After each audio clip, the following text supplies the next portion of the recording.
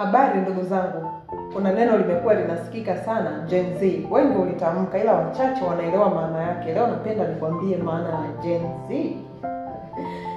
Gen Z ni kizazi cha vijana waliozaliwa kati ya miaka 1997 hadi 2012. Ni kati ya umri wa miaka 13 hadi 28.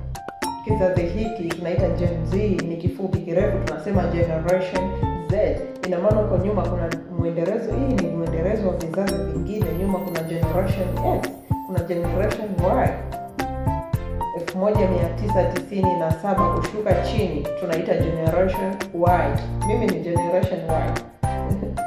Gen Z ni kizazi cha vijana ambao wamekulia katika jamii ya kidigitali. Yaani wamezaliwa kipindi ambacho cha kidigitali.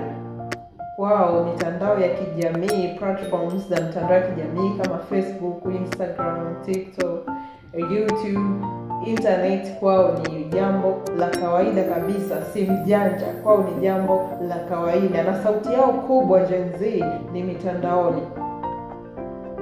Kumbuka kwamba mimi si mwanasiasa, no. Mimi kama sociologist, psychologist au social worker, ni jukumu langu kuweza kuelimisha jamii, kuwakumbusha vijana wao ni kina nani, ili waweze kutumia nguvu yao kubwa walionayo wajifunze kujenga na sio kubomoa. Kumbuka kwamba Gen Z, Generation Z ni kizazi cha vijana wenye akili kubwa, ubunifu na pia ndoto kubwa za kuelekea mabadiliko chanya katika jamii.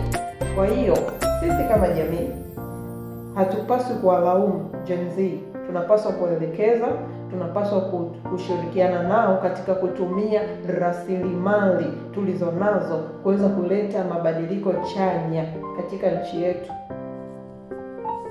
Gen Z, karibu sana Gen Z. Mimi ni Gen Y. Je, wewe ni Gen Z au Gen Y? Gen Y tumezaliwa 96 kushuka chini. Gen Z 97 kupanda juu. Kama wewe ni Gen Z, tumia ubunifu, akili ulionayo kuweza kuleta mabadiliko makubwa katika taifa lako. Asante.